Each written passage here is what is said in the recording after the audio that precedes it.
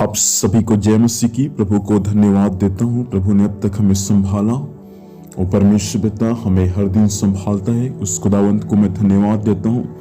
अभी जो आप मैसेज सुनेंगे ये 31st नाइट का है, जो संदेश में कलीसिया को दिया था।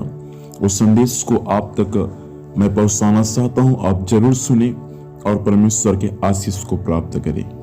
दूसरा राजाओं की पुस्तक 4 अध्याय उसका 8 से लेकर 10 पद तक। एक दिन की बात है कि एलीसा सुनेम को गया, जहां एक कुलीन स्त्री थी, और उसने उसे रोटी खाने के लिए विनती करके विवश किया। अतः जब जब वह उधर से जाता तब तब वह वहां रोटी खाने को उतरता था। उस स्त्री ने अपने पति से कहा, सुन, यह जो बार बार हमारे यहाँ से होकर जाया करता है, वह मुझे परमेश्वर का कोई पवित्र भक्त जान पड़ता है।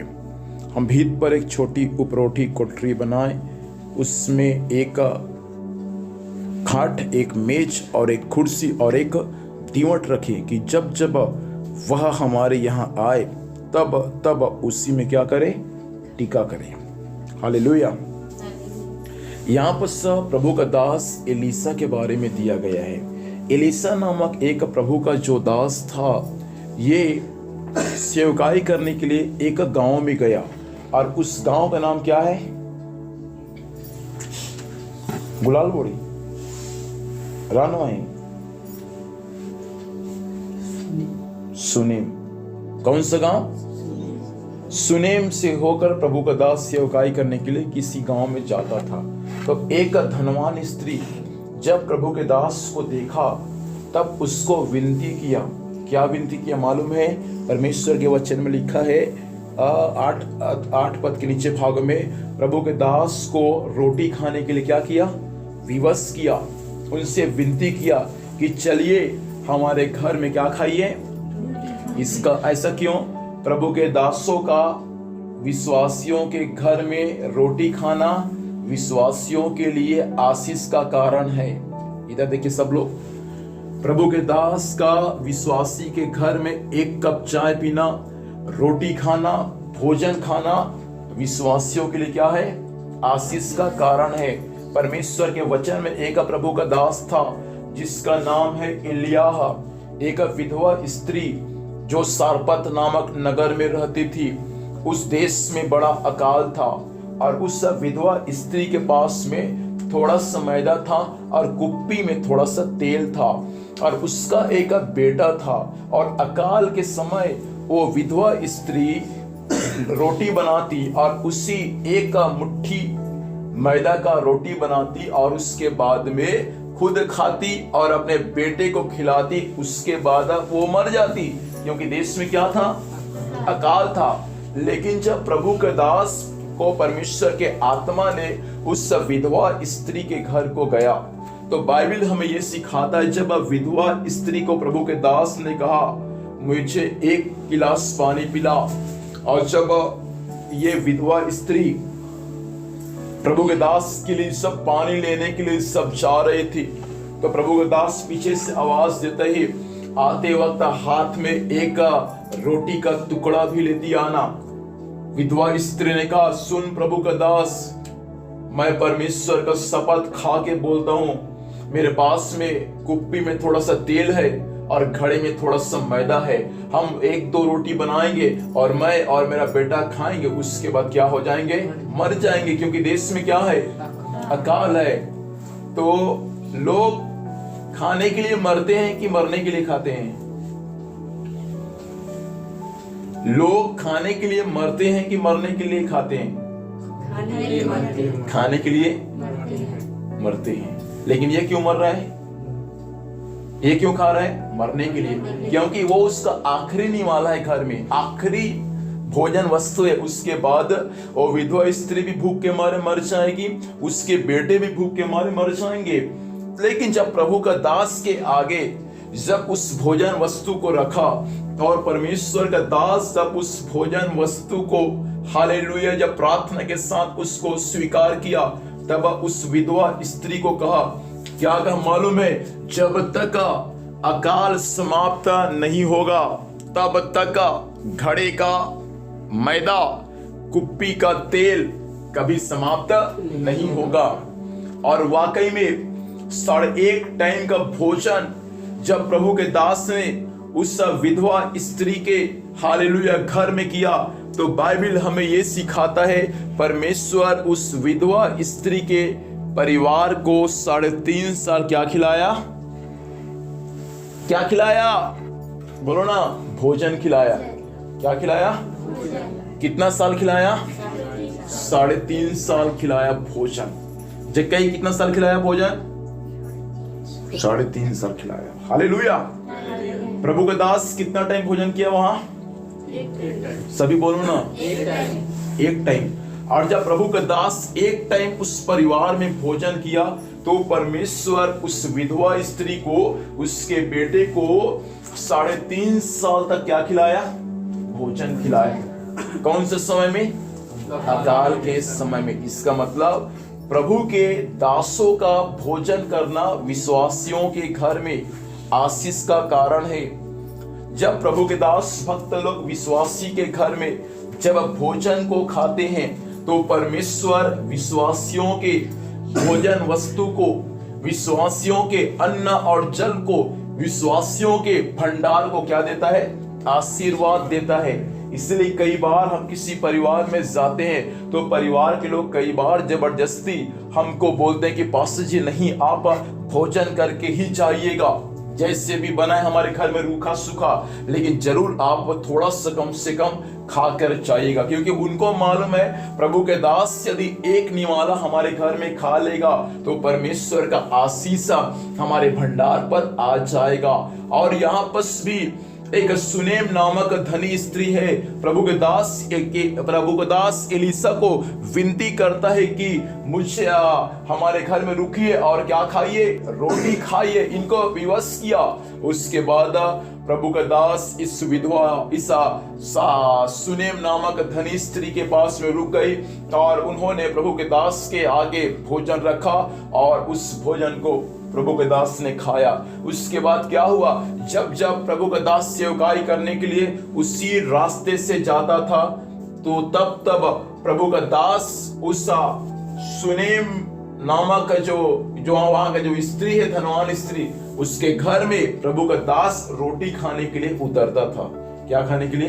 रोटी खाने के लिए। जब भी जाता उसी रास्ते से, तो हमेशा वहीं रुकता था। क्या खाने के लिए? रोटी खाने के लिए। क्योंकि वो परिवार हमेशा प्रभु के दास को रोटी खिलाता था आनंद के साथ, इस उद्देश्य के साथ कि परमेश्वर के दास का खाना हमारे लिए क्या है? आशीष का कारण है। एक दिन स्त्री ने अपने पति से पूछा, अपने पति से कहा, ये जो बार बार हमारे घर में आता है, ये लगता है कोई परमेश्वर का दास भक्त है। सुनिए जी, हम इसके लिए अपने घर के ऊपर एक छत बनाएंगे, एक कमरा बनाएंगे, ताकि प्रभु का दास जब जब हमारे घर में आए, तो खाना खाने के बाद वहां क्या करे? आराम करे।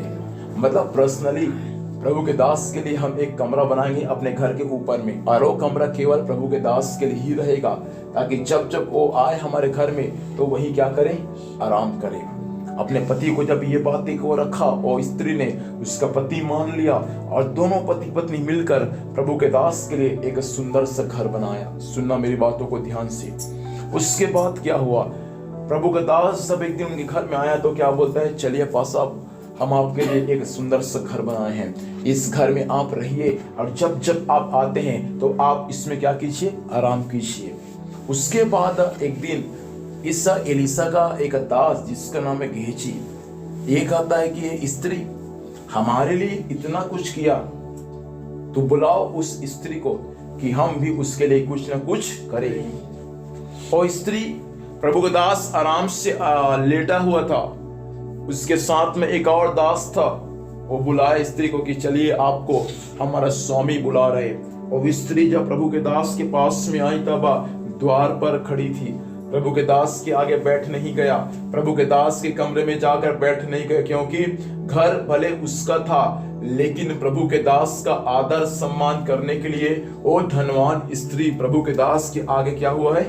खड़ा हुआ है। क्या हुआ है? खड़ा हुआ है। याद रखना, भक्तों का आदर करना हमारा क्या है? हमारा कर्तव्य है। हालेलुया।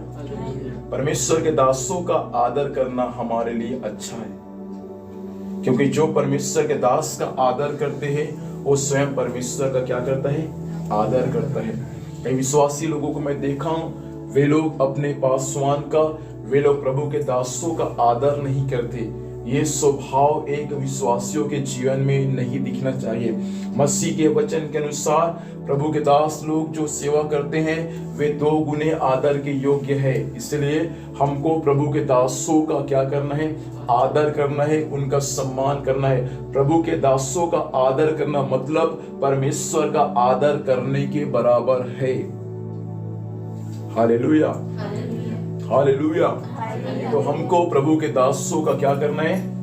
आदर करना है। जब मैं कहीं बाइक में जाता हूँ तो कई प्रभु के दास को जब मैं रास्ते में मुझको दिखता है तो मैं उनको हाथ मिला नहीं सकता, क्योंकि मैं सफर में रहता हूँ। उस दौरान मैं उनका आदर करने के लिए मैं बोलता हूँ, pastor ji praise the Lord, सिर को झुकाकर। तब वो भी मुझको बोलेगा प्रेज द लॉर्ड। मतलब बाइबल के वचन के अनुसार हमेशा इस बातों को ध्यान देना है कि हमको प्रभु के दासों का क्या करना है? बोलो ना, आदर करना है। क्या करना है? आदर करना है। प्रभु के दासों का आदर करना मतलब परमेश्वर का, और प्रभु के दासों का निरादर करना मतलब परमेश्वर का निरादर करना। इसलिए इस बातों को ध्यान दे कि रात्रिकालीन जीवन के हर क्षण में, हर पल में हमको प्रभु के दासों का क्या करना है? आदर करना है। ये व्यक्ति, ये स्त्री, धनवान स्त्री प्रभु के दास का आदर किया अपने स्वभाव से, प्रभु के दास के आगे खड़ी हुई है और कहा, बताइए पास साहब आपने हमें क्यों बुलाया? तब उस विधवा का, उस धनी स्त्री ने कहा, धनी स्त्री से पूछा, आपने हमारे लिए इतना सुंदर घर बनाया, आपने हमारे रहने के लिए यहाँ घर बनाया, एक खाट रखा, एक दीवट रखा और बैठने के लिए कुर्सी रखा, सब कुछ रखा, तो बताइए हम आपके लिए क्या करें? क्या हम आपकी चर्चा राजाओं के पास सुन करें? ये धनवान स्त्री बोलता है, नहीं प्रभु, मैं अपने ही घर में खुश हूं। तब प्रभु के दास के साथ में रहने वाला एक दास वो बोलता है कि ये स्त्री बुजुर्ग है। क्या है? लेकिन दुख की बात है कि इसका कोई संतान नहीं है। तब ये पास्टर उनको बोल दिया मुंह से, क्या बोल दिया मालूम है? परमेश्वर तुम्हें क्या देगा? संतान देगा। तब ये स्त्री मालूम है अब प्रभु के दास को क्या बोल देती है? हे प्रभु के दास मुझे धोखा ना दे। अब प्रभु के दास को क्या बोलती है? हे प्रभु के दास मुझे क्या ना दे? कौन बुजुर्ग अवस्था में बच्चा जनते हैं? कभी आज तक हम नहीं देखा कि बुजुर्ग भी 60-70 साल की उम्र वाले भी बच्चा जनते। ये हंस दिया। प्रभु के दास को बोला कि प्रभु के दास मुझे क्या दे रहे? धोखा दे रहे। क्या दे रहे? क्यों धोखा दे रहे? अब हमने प्रभु के दास के लिए क्या बना दिया? घर बना दिया। हालेलुया। तो प्रभु के दास को दास धन्यवाद देने के कुछ नहीं, तो बोलता है तुम उनके पास तो बच्चा नहीं, तो हाँ जाओ तुम्हारा क्या हो जाएगा? बच्चा हो जाएगा। तब ये स्त्री बोलता है, हे प्रभु के दास मुझे क्या ना दे? मतलब प्रभु के दास के बात को हल्का में ले लिया। मतलब प्रभु के दास के लिए घर बनाया तो उसके बदले में पास्टर इनको ऐसी बोल दे, तुमको परमेश्वर क्या देगा? और स्त्री बोलता है, पास्टर हमको धोखा मत दे, क्या इस उम्र में बच्चा हो सकता है? उसके बाद मालूम है क्या हुआ? जब प्रभु के दास ने ऐसा कहा तो 4 अध्याय उसका 17 पद में लिखा है, स्त्री को गर्भ रहा और जब परमेश्वर का समय आया तो उस स्त्री का एक बेटा उत्पन्न हुआ। क्या हुआ? अब आप मुझको बताइए, इस स्त्री ने, पति और पत्नी ने प्रभु के दास के लिए एक घर बनाया, वो घर बड़ा है, या परमेश्वर ने इस स्त्री को बुढ़ापे में एक बच्चा दिया है, वो बड़ा है? बच्चा दिया वो बड़ा है। हाँ, क्योंकि घर हम धन और संपत्ति से खरीद सकते हैं, बना सकते हैं, लेकिन बच्चा हम धन और संपत्ति से खरीद नहीं सकते। हालेलुया। प्रभु को हम जो भी देते हैं ना, उसके बदले में प्रभु हमको बहुत सारा उपकार देता है, और प्रभु हमको ऐसा आशीष देता है, प्रभु हमारे लिए ऐसा उपकार देता है प्रियो, वो उपकार को हम भूल नहीं सकते। इसलिए 1 के बदले परमेश्वर हमको 4 देता है, और 4 के बदले 18 देता है, 18 के बदले 20 देगा। परमेश्वर बढ़कर हमको देता है। उसके बाद क्या हुआ, एक दिन की बात है, इस प्रभु के दास ने जब उस धनवान स्त्री के लिए प्रार्थना किया तो परमेश्वर उसको बुढ़ापे में क्या दिया, बच्चा दिया। अब एक दिन ऐसा हुआ कि उसका बच्चा बीमार पड़ गया, और बीमार पड़ने के बाद उसके बच्चे का क्या हो गया, मृत्यु हो गया। तब इस स्त्री ने उस बच्चे को प्रभु के दास के खटिया में रख दिया। जहां प्रभु का दास सोता था उसी खटिया में इस बच्चे को रख दिया, और बच्चे को रखने के बाद मालूम क्या हुआ, ये स्त्री तुरंत प्रभु के दास के पास में चला गया, और प्रभु का दास 25 पद में लिखा है, वो कर्मेल नामक पर्वत पर रहता था और वहीं वो प्रार्थना करता था। जब वहां पहुंचा तो बाइबल हमें ये सिखाता है, पास्टर को कहा, पास्टर आप जिस बच्चे के लिए प्रार्थना किए वो बच्चे का क्या हो गया, मृत्यु हो गया। आप चलिए हमारे घर में, आप क्या कीजिए, उनके लिए प्रार्थना कीजिए। इसका मतलब पास्टर का घरों में आपका प्रार्थना करना क्या है, बहुत ही जरूरी है। चर्च में प्रार्थना करना ही जरूरी नहीं है, सुनिए ध्यान से 5 मिनट और। चर्च में ही प्रार्थना करना आपके लिए जरूरी, बोलो ना, प्रार्थना कहाँ होना चाहिए, घरों में होना चाहिए। ये बीमार है, इसके बच्चे का मृत्यु हो गया। अब प्रभु के दास को बुला रहे, क्या बुला रहे, चलिए हमारे घर में जाकर क्या कीजिए। तो बुलाना किसको है, विश्वासी को कि पास्टर को? विश्वासी को बुलाना है कि चलिए हमारे घर में क्या करने के लिए। हालेलुया। इन्होंने बुलाया पास्टर को कि चलिए हमारे घर में हमारे बच्चे के लिए प्रार्थना कर दीजिए, वो क्या है, मर गया है। प्रभु के दास जब बच्चे के लिए प्रार्थना करने को गया, बाइबल हमें ये सिखाता है, प्रभु के दास उस बच्चे के ऊपर लेट गया और उसके लिए प्रार्थना किया, और वचन के अनुसार वो बच्चा जो मर गया था वो तुरंत क्या हो गया, जी उठा। और उसके बाद में उन्होंने अपने 7 बार छींका, लिखा है 35 पद में, 34-35 पद में, लड़के का देह गर्म हुआ और वो लड़के 7 बार छींका और अपनी आंख को क्या कर दिया, खोल दिया। इसका मतलब आज भी यीशु मसीह के द्वारा मुर्दा जिंदा हुआ है। आज भी यीशु मसीह मुर्दों को क्या करता है, जिंदा करता है। मैं कई प्रभु के दासों को जानता हूं, उनसे मिला भी हूं, जिनके प्रार्थना से कई एक मुर्दा क्या हुआ, जिंदा हुआ। अब इसका सारांश मैं आपको ये बताना चाहता हूं प्रियो, इस सुनेम नामक जो स्त्री है, इनके पास में पैसों की कमी नहीं है, एक चीज का कमी था, क्या था, बच्चा। बच्चा कैसे मिला, प्रभु के दास की प्रार्थना से, प्रभु के दास के कहने से, और प्रभु के दास के उस घर में पांव पड़ने से उस परिवार को बच्चे का क्या मिला, आशीष मिला। आपको आशीष मिलना है तो मैं आज की रात्रिकालीन कहना चाहूंगा, परमेश्वर के दासों का पांव, परमेश्वर के दासों का कदम आपके घर और परिवार में होना चाहिए। आने वाला 2024 में आपको आशीष चाहिए, आपको चंगाई चाहिए, आपको छुटकारा चाहिए, तो मैं आज की ये अंतिम रात्रि इस साल का मैं आपसे कहना चाहता हूं, आपको इस सुनेम नामक धनवान स्त्री के समान प्रभु के दास भक्त को ऐसा कहना पड़ेगा कि चलिए हमारे घर में जाकर क्या कीजिए, प्रार्थना कीजिए। प्रार्थना में इतना ताकत है कि प्रार्थना मरा हुआ इंसान को भी क्या कर सकता है, जिंदा कर सकता है। ये स्त्री खुद प्रार्थना नहीं कर सकती, प्रार्थना कर सकती है, लेकिन किसके पास गया प्रार्थना करवाने के लिए? प्रभु के दास के पास, क्योंकि उनको मालूम है यदि प्रभु के दास के प्रार्थना से मुझे बच्चा मिला है तो वो प्रभु का दास यदि मेरे लिए प्रार्थना करेगा तो बच्चा भी क्या हो जाएगा? जिंदा हो जाएगा। और वास्तविक में वो बच्चा जिंदा हो गया और जिंदा होकर उन्होंने परमेश्वर की महिमा किया है। हालेलुया। प्रिय लोगों, आज के रात्रिकालीन मैं इस संदेश के माध्यम से आपको यही बताना चाहता हूँ, हमें हमारा परमेश्वर आज भी जिंदा है। आज भी वो परमेश्वर आपके लिए चिन्ह और चमत्कार कर सकता है।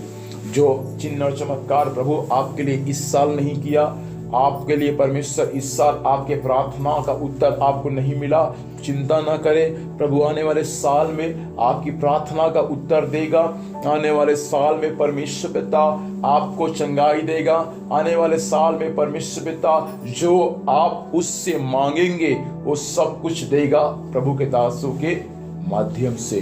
प्रभु चाहता है कि आज की रात्रि हम प्रभु से प्रार्थना करें कि हमारा जीवन ऐसा हो जाए कि हम जीवन भर परमेश्वर के वचनों में चले और एक नए सिरे से हम 2024 का हम आनंद के साथ 2024 में प्रवेश करने वाले बन जाए। जो ये साल हम नहीं कर पाए, विश्वास करें हम 2024 में वो काम को करेंगे। जो 2023 में नहीं कर पाए उसको कब करना है? 2024 में करना है। तो धन्यवाद दे प्रभु का कि परमेश्वर 2024 हमारे लिए रखा है ताकि उस 2024 में हम प्रभु को धन्यवाद दे सके। आइए इस समय अपनी आंखों को बंद करें और हम प्रभु से प्रार्थना करेंगे। प्रेमी दयालु अनुग्रहकारी परमेश्वर पिता, हम धन्यवाद देते हैं प्रभु से आपके सुंदर समय के लिए पिता। ये मध्य रात्रि प्रभु से हम सभी को पिता परमेश्वर प्रार्थना करने के लिए प्रभु आपने यहाँ इकट्ठा किया प्रभु से, और परमेश्वर पिता आपके वचन को सीखने के लिए प्रभु आपने हमारी सहायता किया। पिता परमेश्वर सुनेम नामक धनी स्त्री के समान परमेश्वर पिता आज के रात्रि प्रभु सभी का जीवन हो जाए। धन ही सब कुछ नहीं है पिता, हम इस बातों को आज जान चुके हैं पिता से। धन से पिता हम सब कुछ खरीद नहीं सकते। अच्छा वस्त्र, अच्छा खाना और अच्छा मकान हम खरीद सकते हैं, अच्छा हम सुख सुविधा से रह सकते हैं, लेकिन हम बहुत सारी बातों को धन से खरीद नहीं सकते। उसको केवल और केवल परमेश्वर के आशीष से ही हमको मिल सकता है। उद्धार हमको केवल प्रभु की ओर से मिलता है। हालेलुया। हमको संतान केवल और केवल प्रभु की ओर से मिलता है। चंगाई छुटकारा हमको केवल और केवल प्रभु की ओर से मिलता है। स्वर्ग में विराजमान परमेश्वर पिता, ये वचन आज सभी के लिए प्रभु आशीष का कारण होने पाए। आपने वचन में कहा प्रभु, ना धनी अपने धन पर घमंड करे, न वीर अपनी वीरता पर घमंड करे, और न बुद्धिमान अपनी बुद्धि पर घमंड करे, परंतु इस बात पर घमंड करे कि मैं परमेश्वर को जानता हूँ और परमेश्वर मुझे जानता है। पिताजी, ये सभी लोग प्रभु इस बातों पर घमंड करे कि परमेश्वर मुझे जानता है और मैं परमेश्वर को जानता हूँ। आने वाला 2024 पिता सभी के लिए पिता एक आशीष का कारण बने। इनके जीवन, इनके परिवार, इनका भविष्य और वचन सुनने वाले सभी के जीवन में पिता परमेश्वर एक नया कार्य प्रभु सी 2024 में पिता परमेश्वर स्वर्ग से प्रकट होने पाए। उनका रुका हुआ काम यीशु के नाम से पूरी होने पाए। बीमारी से चंगाई मिलने पाए, पापों से उद्धार मिलने पाए। कईयों का परिवार विश्वास में आने पाए। इनके द्वारा कई परिवार यीशु के नाम से बदलने पाए, कई गांव यीशु के नाम से बदलने पाए, और इनके द्वारा परमेश्वर पिता एक अद्भुत अद्भुत काम प्रभु यीशु के नाम में स्वर्ग से पिता प्रकट होने के लिए सहायता कीजिएगा। सुने गए वचन के अनुसार आपने सभी को प्रभु आशीष दिया। हम आपको धन्यवाद देते हैं, सारा आदर महिमा आपको देते हुए यीशु के नाम से पिताजी आशीष को मांगते हैं। आमीन।